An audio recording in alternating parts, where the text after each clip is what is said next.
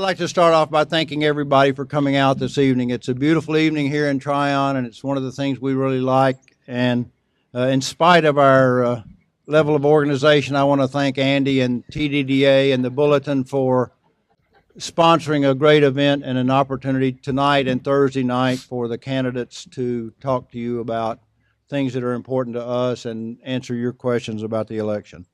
Before I make my very brief prepared remarks, I'd like to do two things. I'd like to introduce my wife, Kathy, who's back over here.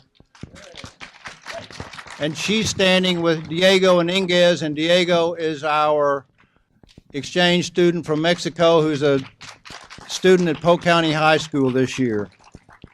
Glad to have them. I would be remiss if I didn't also thank Ann Day, who is standing in the way back there for the support that she's given me during the election. Thank you very much, Ann. Tonight, I'd like to do three things. I'd like to tell you a little bit about me. I'd like to tell you a little bit about why I'm running, and I'd like to talk to you about leadership, because I think leadership is what this election is really all about. I was born in Memphis, Tennessee. That was the closest hospital to where my father was a farmer in eastern Arkansas, and we moved to central Arkansas, where my father was a truck driver and my mother was an elementary school teacher. I attended public schools in a small town in central Arkansas, graduated from the University of Arkansas, and served in the Arkansas National Guard. I spent about 40 years of a career in pulp and paper manufacturing and forest products manufacturing, nearly all of that time in the field of human resources. I became a manager and later became an executive in that same field, and spent my entire career in what I would call the for-profit sector of the nation. I am currently a guardian ad litem in the Polk County court system, and I serve on the Tryon Parks Committee. People ask me every day why I'm running for mayor, and I'd like to tell you just a little bit about that. Kathy and I have been very fortunate. We have lived all over the United States and in Canada, and we had an opportunity to pick where we wanted to retire, and we picked Tryon. We like what we have found here, and as I said at a meeting a couple of months ago at Sunnydale, the people in Tryon and in the surrounding area to Tryon are our greatest asset. I decided to run for mayor because I think I can provide an opportunity to motivate a greater number of diverse people to make a contribution to Tryon. I want to talk a minute about leadership. And leadership in the context of our town government is about several things to me. Retaining town managers long enough for them to be effective is one part. Being ethical. Listening to what our citizens have to say on important matters is a leadership issue for me. Making town decisions by consensus whenever possible is important. Creating an environment of civility in our government and encouraging growth of that concept throughout our town is important. Thank you. Yes, sir. Thank you. Good evening, ladies and gentlemen. My name is Alan Peoples. I have served as your mayor for 12 years. I appreciate all of you coming out tonight, and I more than you know appreciate those of you who can vote that came out tonight. Thank you very much. Let me tell you some things about myself.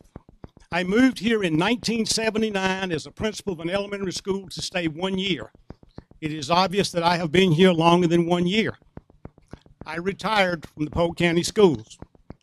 I retired as a lieutenant colonel from the Army Reserves, and I have served as a county commissioner, a teacher, a coach, a principal, and just this past week, I had 2 championship teams that we brought back to Polk County. Now, that being said, what are the things that I've done for the last 12 years? The primary thing that I inherited was $1.6 to $1.7 million in the red the day that I filed for mayor. Someone had told me you have about 700,000. It turned out to be a lot more than that. And through 6 boards and 11 and a half years, we have finally paid that back for almost no interest. I would now like to have your vote to continue working what we have for Tryon and to continue building on what we have for Tryon. As someone said not too long ago, ghost town my eye. Look downstairs and downtown at the new businesses that we have. And I can tell you, I've talked this week with 2 people who are interested in doing a bed and breakfast here. Thank you. I would appreciate your vote.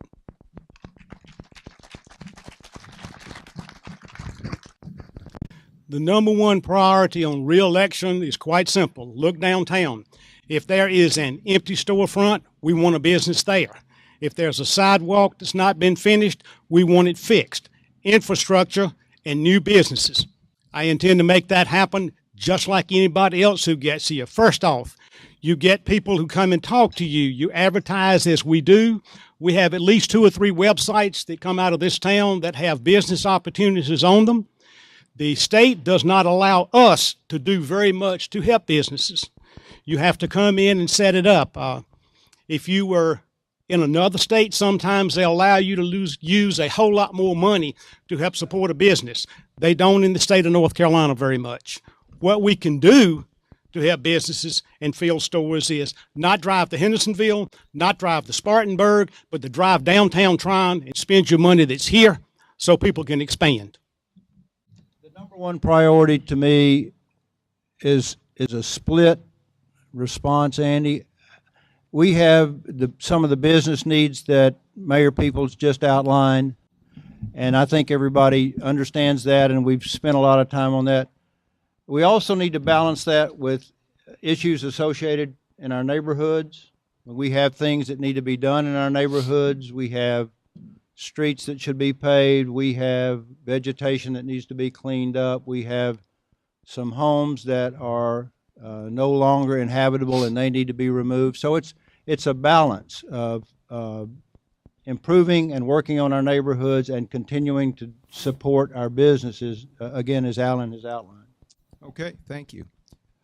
We have some unique opportunities, Andy, in that we have about twice as much water capacity as we currently use.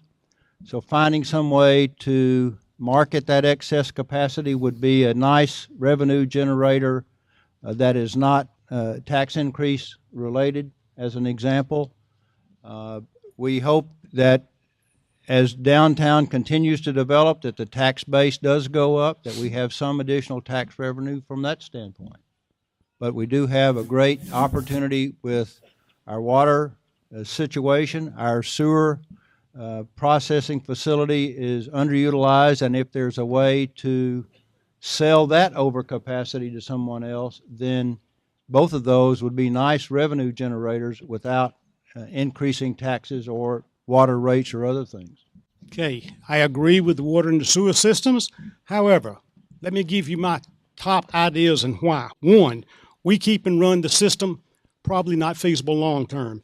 2, we have a WASA Water and Sewer Authority with the municipalities in the county. 3, a WASA with 3 municipalities.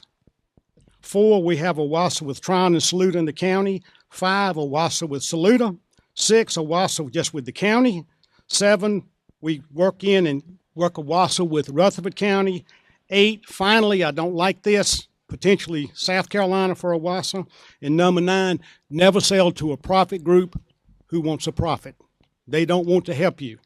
I can tell you this, our water rates inside are in the 10% lowest of the state. This is the same thing I've been talking about for 11 years. First off, you have to find out where the leaks are. Frankly, they're in many places. We'll run smoke testing again. I've said in the past, we probably have close to $10 million worth of problems in the ground. That scares people. But if you spread that over 10 or 15 years, it's not nearly as scary. And the way that you do that is we get our people out, we find one problem at a time, we repair it, and then we go to the next one. It's a lot simpler than it sounds, but it's also quite costly, as most of us have found out. Our sewer runs us about $50 a running foot to repair or replace, and water at this time runs probably between $20 and $30 a foot. I have no reason to disagree with what the mayor says about the cost of the infrastructure repairs. It seems to me, and if I remember what I read in the Tryon strategic plan correctly, that we have a strategic plan that deals with how we will restore the infrastructure to the level that we would, as citizens, would like. But again, it is a big financial hurdle. We still have a reasonable amount, if I remember the number, something like $3 million of debt related to the water system improvements that we made several years ago. So we are going to have to be thoughtful about that. There are several ways that it can be financed.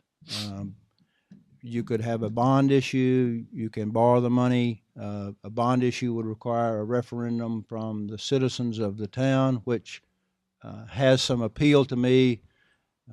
As I would have said earlier, being inclusive and involving people in consensus-making decisions is very important to me, and therefore would like to see us in a situation where we can actually have citizens participate in what we decide to do and how we decide to do it. I don't want to steal the thunder, hopefully it's thunder, of what I said to the bulletin in answer to their questions, Andy. They ask about water and water rates and so forth, and my answer was relatively simple. It's important to me that the consumers of water, both inside Tryon and outside, the suppliers of water, and that includes Lake Lanier, and it includes the Pacolet River area that comes out of Pearson's Falls, and it includes Town Lake, and so representatives of those groups, the town manager, and perhaps others ought to get together, establish the facts. I mean, we talk a lot about water and sewer, and we very seldom talk about the facts. And out of that facts ought to come, a set of facts, ought to come some kind of fact-based solution. This is what Tryon needs long-term in terms of water and sewer, including Lake Lanier, Town Lake, the Pacolet River, and everything that's involved, including the people who consume the water. If you think that litigation is where you ultimately wind up when you try to enforce rules at the lake, that's a very expensive proposition, and in my general view of what the current council and administration has decided to do is not to take on the litigation necessary to enforce the rules at the lake. And that becomes a question of how much money are you willing to spend for what kind of rules. Okay, to respond to that, ladies and gentlemen, it is true that we don't receive funds from there except from the water. However, since I have been mayor, we have gone through litigation twice without violating anything. That at least one of those times we came to a settlement and the person didn't follow through, and we have had to go back and correct ourselves on what we asked these people to do, and we are still awaiting an outcome on this. That's the best I can answer that question. My personal opinion, and I've said this before, I think we ought to find 100 people, charge them $1,000 a piece, and sell them Lake Lanier and put that money in the town coffers with the caveat that we can draw water from it. In my writings and discussions with people, I think that there are real opportunities in shared services between Polk County and the municipalities in Polk County. It requires cooperation among all four groups, but I think it's possible. If you think about Polk County as a group of 20,000 people that are served by four different governments, that's a pretty small number. And I think there are some opportunities to provide the services we provide on a more effective basis if we can share some of those services with the other group. How that would be put together is certainly a challenge, but I know from attending the meeting that the three town councils had on October the 1st, where they talked about water and sharing equipment and those kind of things, that there's interest on the part of the three towns and some interest on the part of the county in pursuing those kind of things.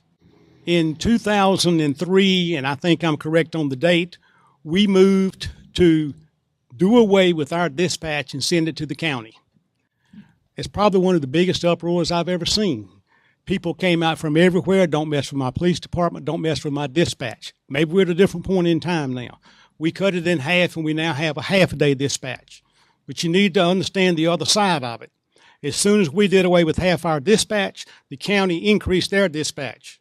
For those of you who've forgotten, when they increase taxes, we all pay them. Now, we had 46 employees today that I filed for mayor. We now have 33. Many of those have come from what we could consolidate. Police department used to have 16 people. We now have 10. We used to have more people on almost every crew that we have than we do now. Do I like to see consolidated services? My goodness, yes. We've moved from 10 vehicles at Town Hall to 4 or 5. I want to see that reduced again. But remember, if we reduce our police force, we now cover approximately one officer for 300 people here. The county covers approximately one officer somewhere between 2,500 and 3,000 people. It's quite a bit of difference. Fire departments, the first question I was asked is, we're going to consolidate the fire departments. If you want to lose your fire department, raise your hand. Because the fire departments are all funded through the county and the towns, and nobody wants to give up a fire department. I promise you, I'd love to see some consolidated services. The first thing I wanted, and we got it, we got a fire marshal who will oversee all of the fire departments.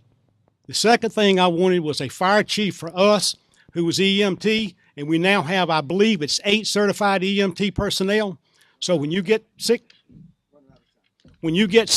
our people respond in a few seconds. The county responds in 8 to 10 minutes. A thriving downtown is what drives what you are. If you get people who come from other places, and I talk to quite a few people, they come here and I say, thank you for coming. Come often, stay long, and spend big. That saves you tax dollars. Now, what can we actually do for downtown? We can provide fire coverage. We can provide police coverage. We can do EMT if you get sick. But we are not business people, folks. The council is a policy-making body. If there are those of you who think we need to change the policy to help business, please call me. Come see me. I think it's important that we look at the sources for raising revenue, Andy. As I mentioned, water and sewer capacity as two certainly big ways to raise revenue if you look at the capacities that we have. So sure, it's important to raise revenue. If you can do that, you are either postponing or eliminating the need to raise taxes, and I think everybody understands that from time to time you have to do that, but it's certainly important to postpone that if you can. So I guess I'm optimistic that if you studied it, you could raise revenue. I don't know if that's been talked about, but it's certainly a possibility, and we should consider it seriously. I think annexation is not dead, but I think annexation is a while away. I guess I would have to say that from my point of view, annexation, the last time it was tried, really turned a lot of the people in the area that we would like to annex against us as a town and against us as a government and against the people in the town. And those people will remember it a long time, and the townspeople will remember how much we spent resolving the litigation from annexation. So it's probably the right thing to do at some point in time. It certainly should be done to the extent possible with the consent of those people who would be annexed. How do you raise revenue? Primarily in Tryon, we get revenue from taxes, fees, the refunds of a portion of a tax for the state, grants that we write and or that come from the state, donations, and maybe even garage sales if we need to get to that point. But we are limited in what we can do, quite limited. There are some things downtown that I'd like to see done with funds now. We have at least 3 blocks that we could get on the historical tour, if you will, that allow us to put up the brown sign outside. But there are not enough funds for the individuals who own those properties or for us to help them. One of the ways I had talked about that was hopefully we'll get a roundup, which was you get a water bill. If your water bill is 2 cents, for $13.02, $98.02, you round up.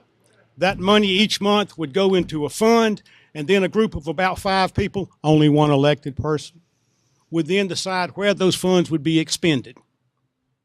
Annexation question, in Tryon and in much of North Carolina, annexation at this point is a dead issue. The legislature has killed almost all hope of getting any annexation through. And there was even one gentleman that tried to say, okay, if you want to voluntarily annex, we're going to stop that also. So annexation at this point for the near future, and maybe further than that, is a dead issue, unless people want to volunteer. Good question. My short answer to that is quite simple. Send me back and send me some people who believe in the town of Tryon and would help me pass those things. You must have 3 votes to pass anything in the town of Tryon because we have 5 people. I've been able to vote 6 times in almost 12 years.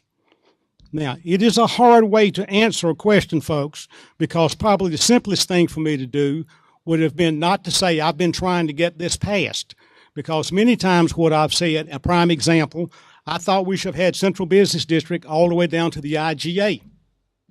We didn't go that far. Y'all know what the next controversy was when they put a building there. There are 2 sides to that story too. So many times if you look after the fact, perhaps what I've said, well, maybe we should have passed that. Not always. And I am an idea person, folks. I've talked to probably 15 people in the last 6 or 7 months about coming here and putting a business. Downtown now, there are 3 of those here. And there's 1 more coming as soon as we can sign some contracts. Thank you. Andy, with all due respect to Alan and what he has accomplished, we all get in a behaviors that where people expect me to behave in a certain way, or they expect Alan to behave in a certain way, and they know positions that Alan has taken or positions that others have taken, and so that limits the flexibility. I think one of the things that I bring as a potential to the office is an opportunity to reach a consensus not only with many of the citizens involved in issues, but also with the council, however the council is constructed after the election. I have met with every one of those people. I know all of them. I think they are a group of people, again, regardless of how the council is constructed after 2 weeks from today, that can work together to solve the issues that need to be solved. And so my thought would be, again, involve the community, reach a consensus about what should be done, try to make as many decisions at the council and mayor level as possible by consensus, recognizing that there may be differences on some issues. So I think maybe it's time for a new face. Maybe it's time for someone different to work with the council. Again, with all due respect to what Alan has accomplished in the 12 years he's been there. Mayor Peoples, I would ask the question, if you count the number of interim town managers we've had in that 12 years and the number of permanent town managers we've had in that 12 years, how many would that be? I haven't counted them, but we're probably approaching 10, maybe more. Go ahead and ask about the earring, Alan. Doesn't interest me. I guess the question that I would ask of you is the same one that I have asked in the past. If you've been here since 2004, where have you been? I outlined a couple of the things that I've done since 2004. I was president of the homeowners for Gillette Woods for several years. I've served as a guardian ad litem during that period of time, representing children in the family court system, and we have a lot of need for that in Polk County. I've served for a reasonable amount of that time on the Tryon Parks Committee, and I've done a reasonable amount of other volunteer work, cleaning up the neighborhood, cleaning up the town, those kind of things. So I've been here. As you know, I served on the leadership group of Always Tryon. If I remember the words that you used when we came to see you, was that we were one of the few groups that had ever been to see you with a solution to a problem, and I'm proud of that. I am tremendously proud of the fact that with some assistance from you, but with assistance from a lot of people, we have retired the Nina Simone debt. That will always be something that I will think is a really good deal. In closing, as I said earlier, to me, this whole issue is about leadership. It's about using the potential that's available from the people in our community and from our citizens. We haven't begun to tap that potential, and we really should do that. I would ask that as you drive home that you think about a couple of things. How did Tryon compare in your mind to Saluda and Columbus 12 years ago? And how do they compare now? Are you and Tryon better off than you were then? If your answer is no, I would ask that you vote for me. Please travel home safely. Thanks for your patience and attention this evening. The question about how were the two towns 12 years ago, part of that I can answer you. The other two towns were not waiting in red ink with about $1.6 million of debt that the citizens didn't know about. I didn't know about when I was foolish enough to file. And then I said, okay, we've got this problem, let's fix it. We have fixed that part. We can close that chapter and start on what we need to do from now on. Ladies and gentlemen, I have given you all that I've had for 12 years. I am sure I've made mistakes, and I'm sure I'll make mistakes again. The only ones who don't make mistakes are the ones not doing anything. My closing statement, I need your vote. I need your vote for Tryon because we are too far along in the recovery for this town to hire a rookie mayor. Thank you.